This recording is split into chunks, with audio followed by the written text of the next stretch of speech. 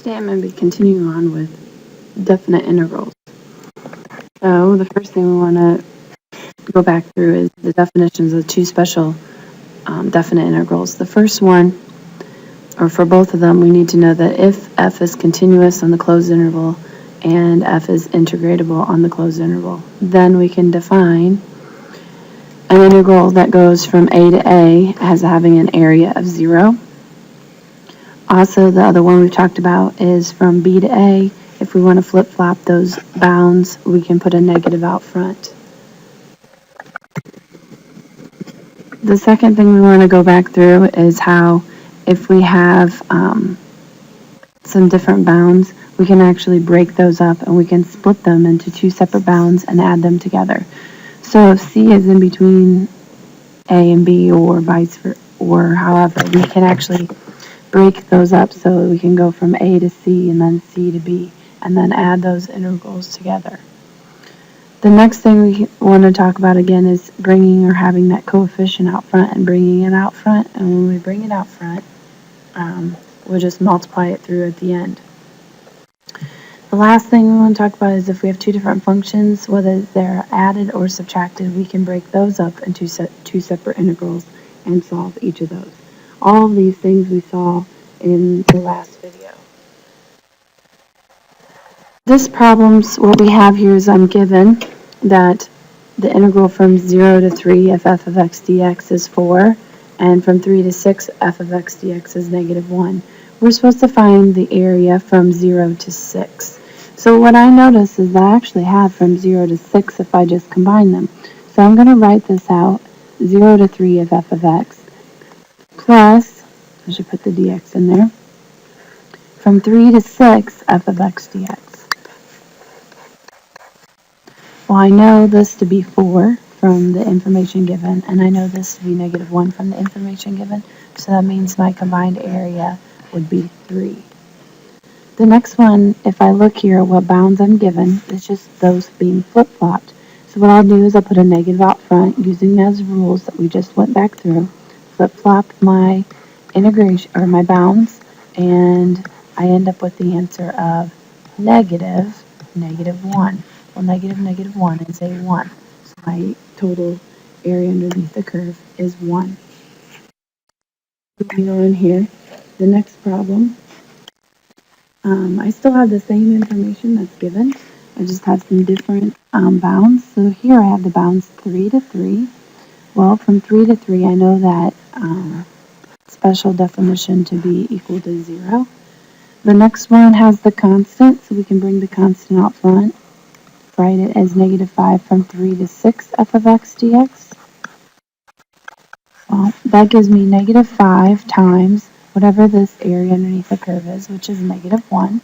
And then negative 5 times negative 1 happens to be 5. So the area underneath the curve would be 5.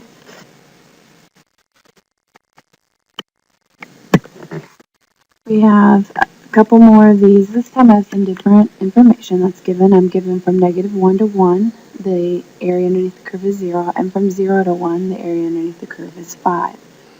If I want to find the area from negative 1 to 0, I could do that by taking this area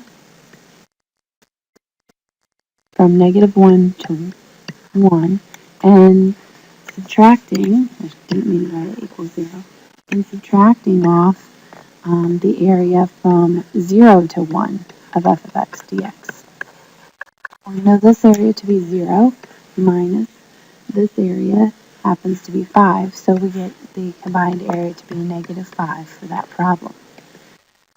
This one right here I have from 0 to 1, I'm given that piece of information, that's 5, minus from negative 1 to 0. I just found that information, it is negative 5. So that means my combined total area would be 10 for this part. Alright, we have a few more of these types of problems where we're going to continue to use those rules. If I look at this one, I just have that constant out in front, so I'm just going to, or right here, so I'm going to bring it out in front.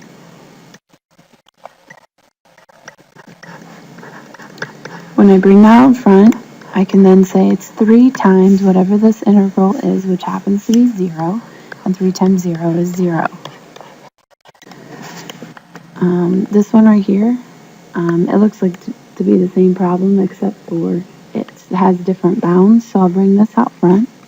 3 from 0 to 1 of f of x dx. That really means that I have 3 times this area right here, which happens to be 5. 3 times 5 is 15.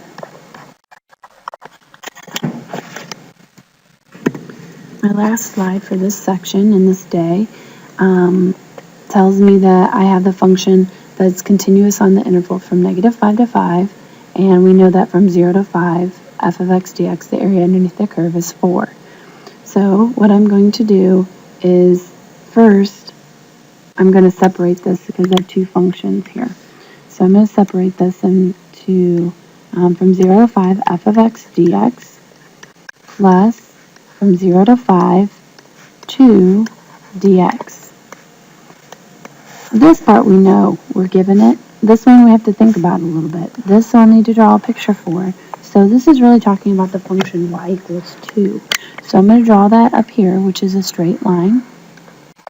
It says we're going from 0 to 5. And we're talking about the area underneath the curve here. So from 0 to 5, and so we're talking about this area right here. Well, the area underneath the curve would be base times height. The base is 5 and the height is 2.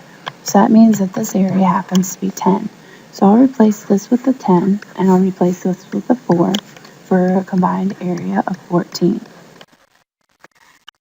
This next one has the plus 2 on the inside the parentheses, which makes the problem different. Well, these bounds refer to your x values. So what we're going to do is we're actually going to change our bounds, and you can do this. We're going to take and we're going to plug -2 in for here. So that means that our new bound would be from 0, because -2 plus 2 is 0, and we're going to plug in 3. 3 plus 2 is 5.